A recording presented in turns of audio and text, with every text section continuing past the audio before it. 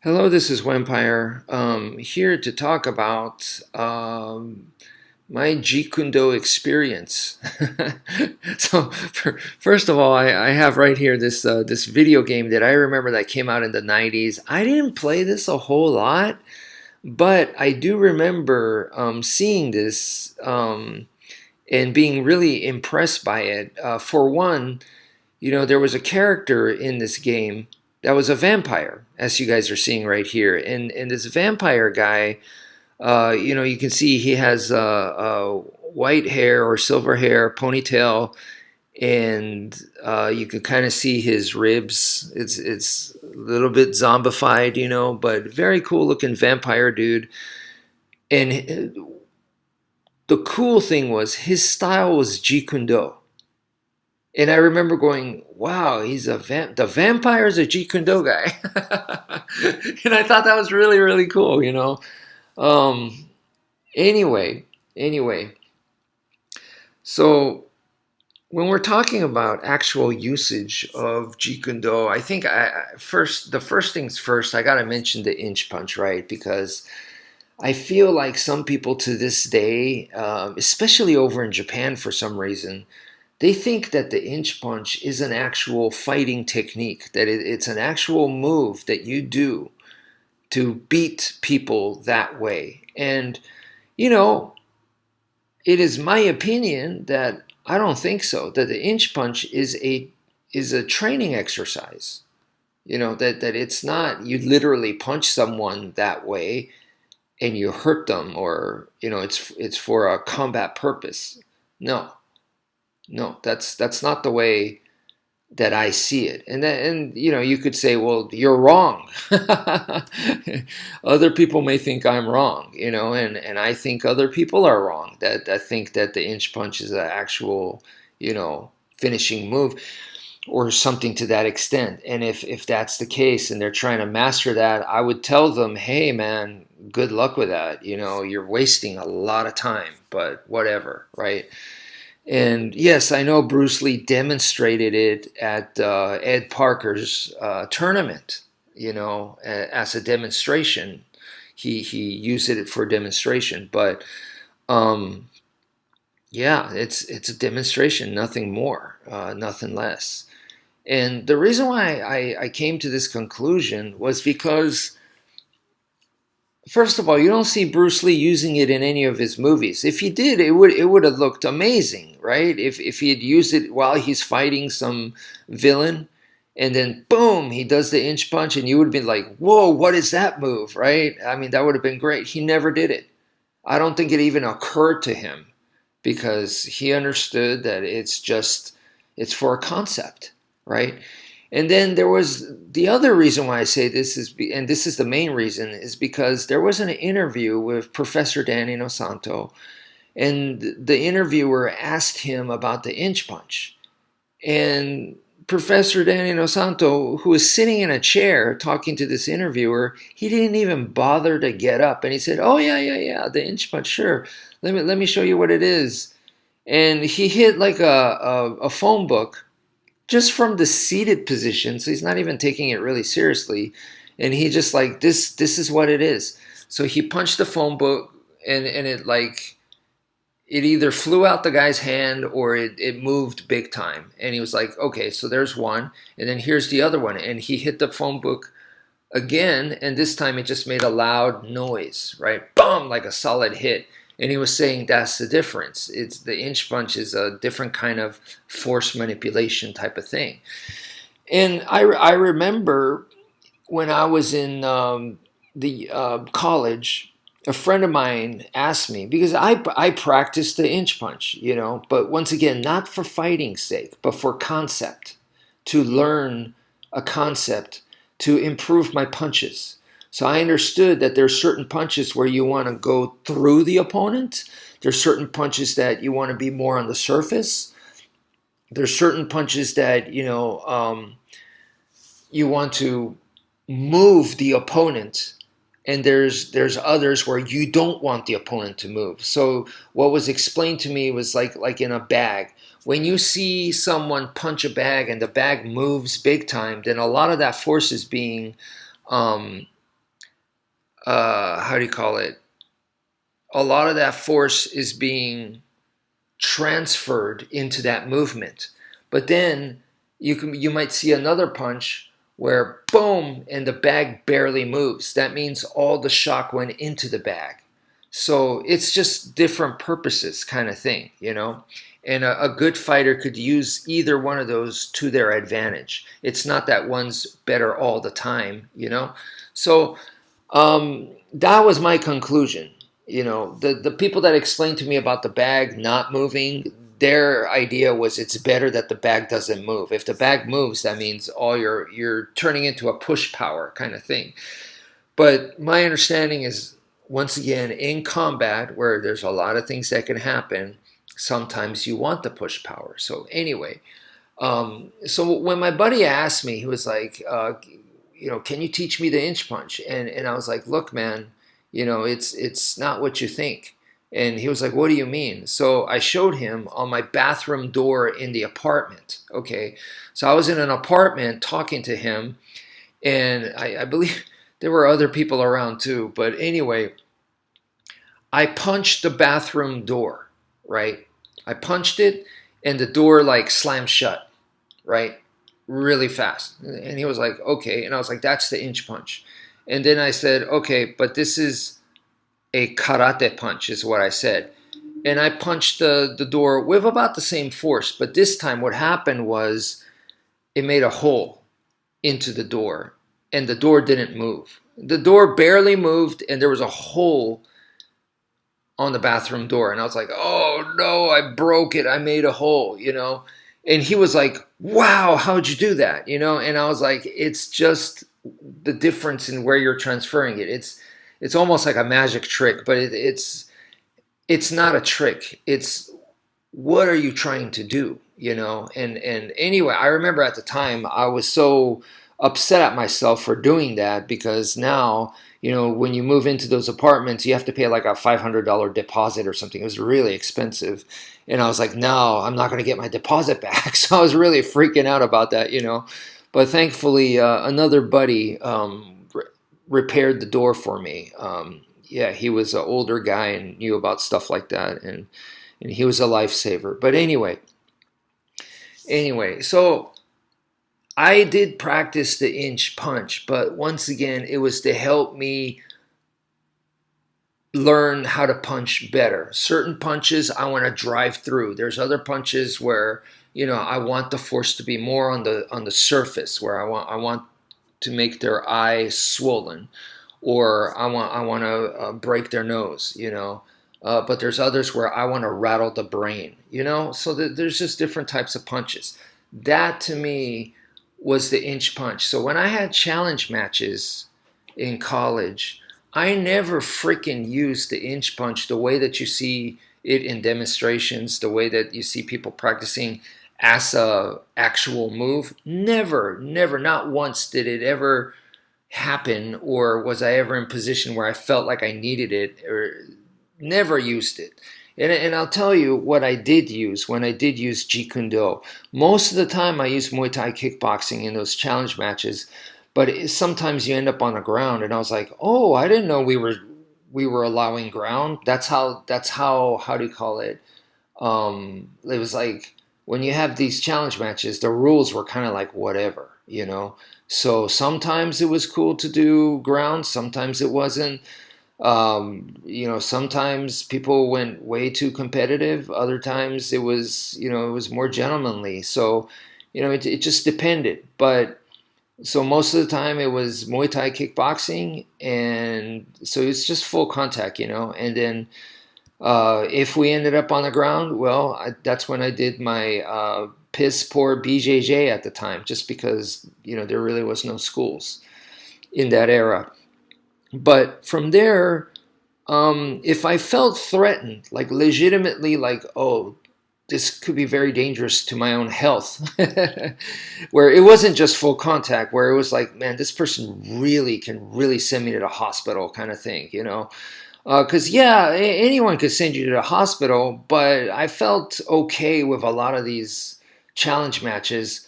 But I remember one time, This guy, he was a heavyweight Golden Gloves boxer, and I'm, like a featherweight at the time, and he was like, he chose me at the Aikido club, and he was like, I want to test myself and see how far boxing can go. I want to see how well boxing will do against a martial artist.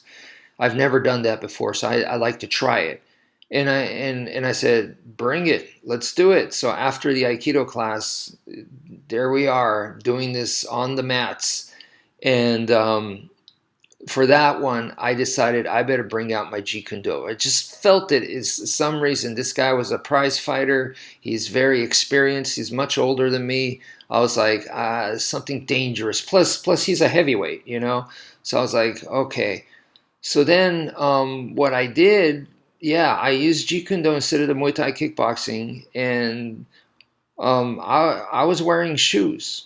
And literally, in a one-on-one fight with no weapons, if I'm allowed to wear shoes, it's kind of like I have a weapon.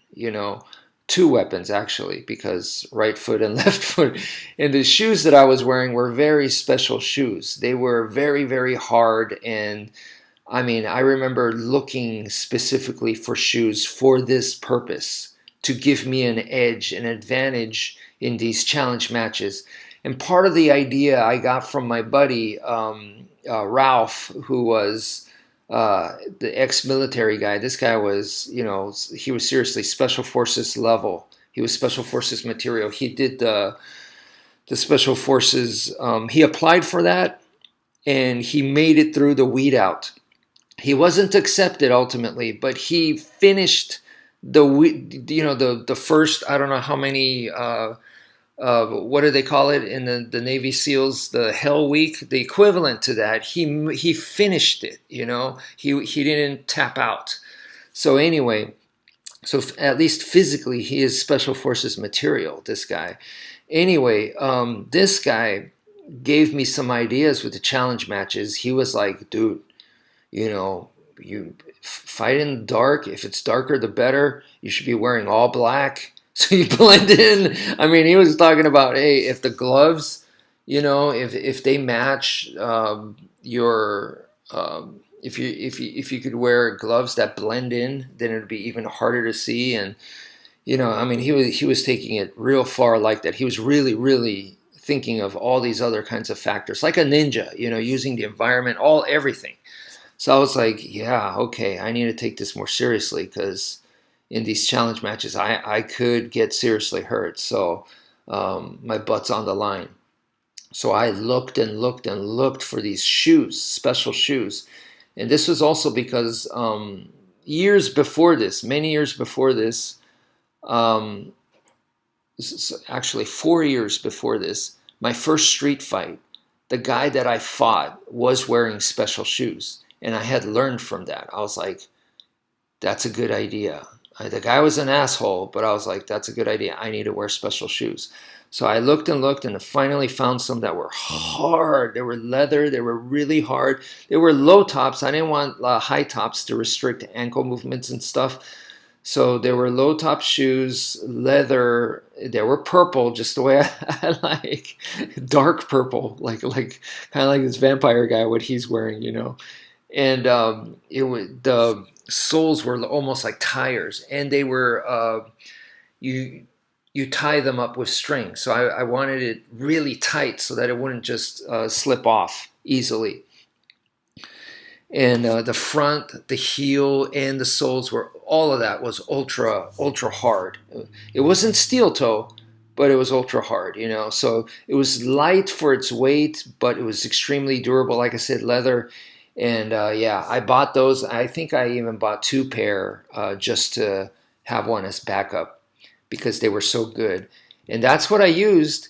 And I did, like I said, I used Jeet Kune Do, which was, Bruce Lee talks about the foot jab. So that's what I did. I did the foot jab, and I foot jabbed using a low side kick as a jab, essentially, to counter his jab, because he had a longer reach than me. He was heavier, so he has more power.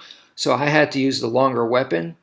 And even though I'm a smaller guy, so I kicked out his knee, and before we knew it, his knee, it was torn, it was bleeding.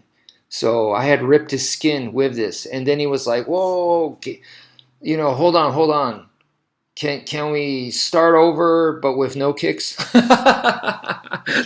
That's what he said to me. So at that point for me, I was like, "Yeah, victory. Jeet Kune Do is awesome. Holy moly, is this powerful!" But yeah, that's the kind of technique. And just to give you an idea, it wasn't just, okay, so Bruce Lee talked about a low side kick, so let me do it.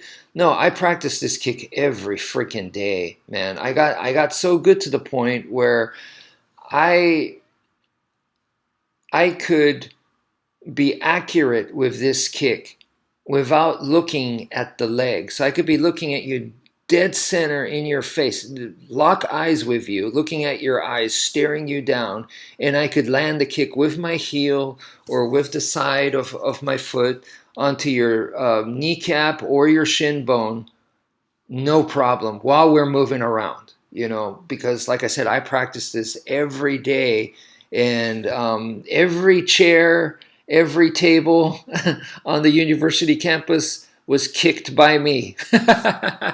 So I was constantly kicking every day, all the time. And so anyway, I had that kind of accuracy, is what I'm trying to say. And then on top of that, my to-go style was the Muay Thai kickboxing. Like I said to you guys, Jeet Kune Do was a backup. And for the street, I had Filipino martial arts, where weapons going to be involved. That was for like heavy duty. But for the challenge match, most of the time was Muay Thai kickboxing. And in there, I had learned from my instructor the front push kick. You're doing the front push kick to keep distance, okay, to maintain distance.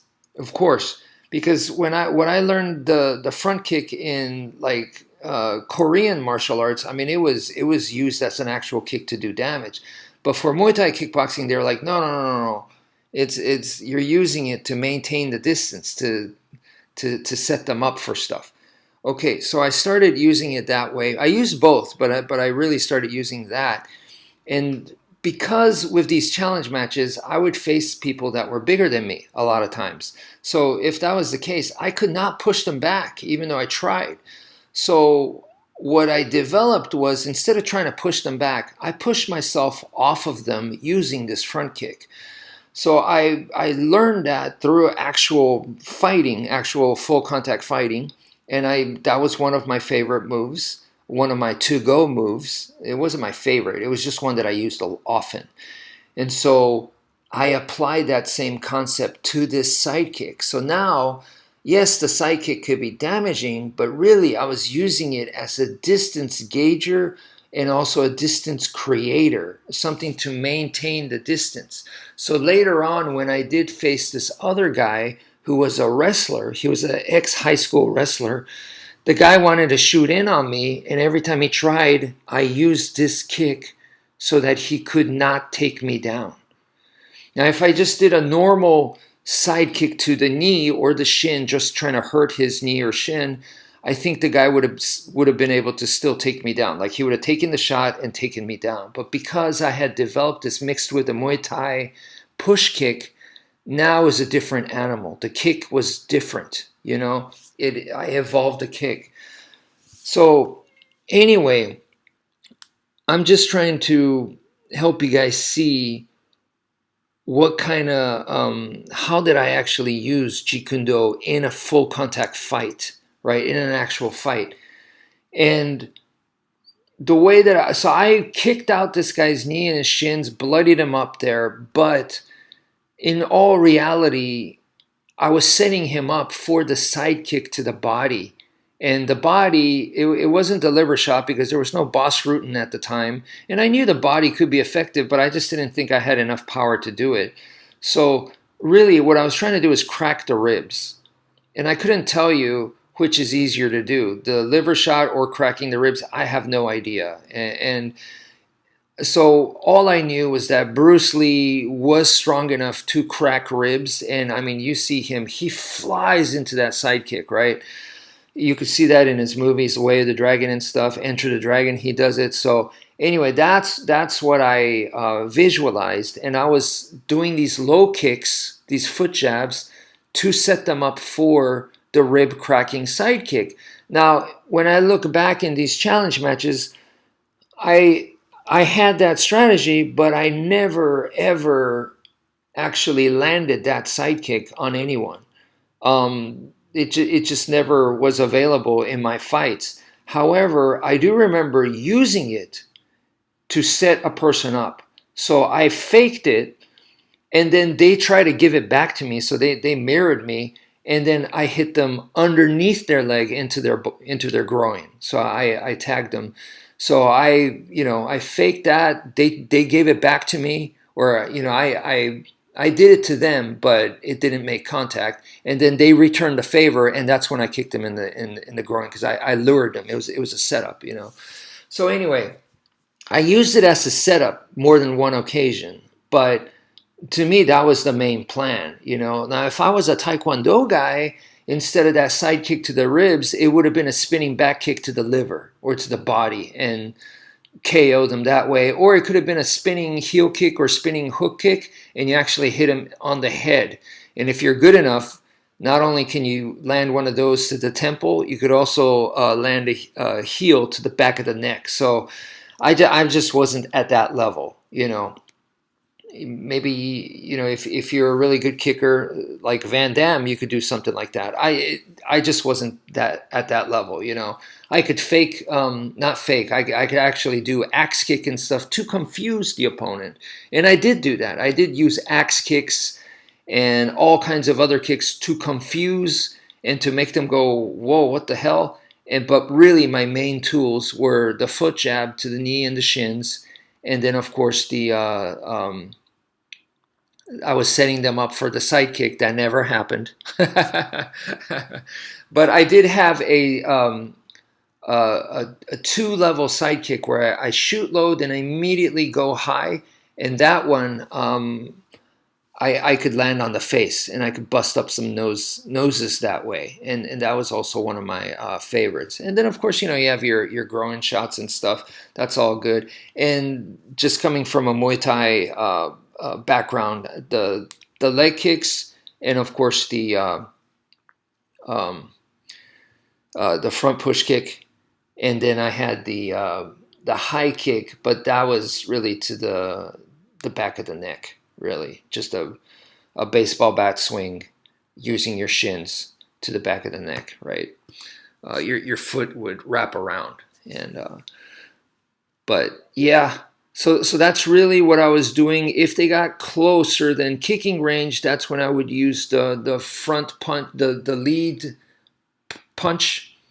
So you would be in a southpaw stance, and you would do with the right hand that punch that Bruce Lee had shown many times. I was definitely ready to do that, but it wasn't my thing. I preferred the eye jab, and so that was something. If I did throw the lead straight, it was at the beginning just to scare them off, to show speed. Like, look at how fast I am. I try to do that and make it invisible as much as I could. And back then, I was close to that. I was close to where I could throw the punch, and it could look fast enough, just raw speed, because I was young and I was light, so I could do that at that time. And I would always practice in the mirror, trying to make it as invisible as possible. Like, if I could see it, then no, that wasn't good. So I'd keep practicing. And but I felt much, much more confident, and I liked more the eye jab. So that was one. The eye jab, I don't remember actually using it in a challenge fight, or my bad, landing it. I kind of was afraid to land it. If I used it, it was maybe once or twice max. And it was really just to scare them off. It was to show, look, I could take out your eyes. It was more of what I call the poison mist strategy, to just instill fear. So I did stuff like that. The same with doing an axe kick and stuff. I didn't really have the intention of it landing. Sure, if it landed, great, but it was really just to scare them off and confuse them. So anyway, that's how I used Jeet Kune Do back in the day in my challenge matches, and for me, it was like old reliable. It did not fail me. So not to say that the Muay Thai kickboxing or the Brazilian Jiu Jitsu or the FMA had failed me, but yeah, they all had their own strengths and merits, and they all seem to work really well for me. So that's it for now. Thank you for viewing, and take care, folks.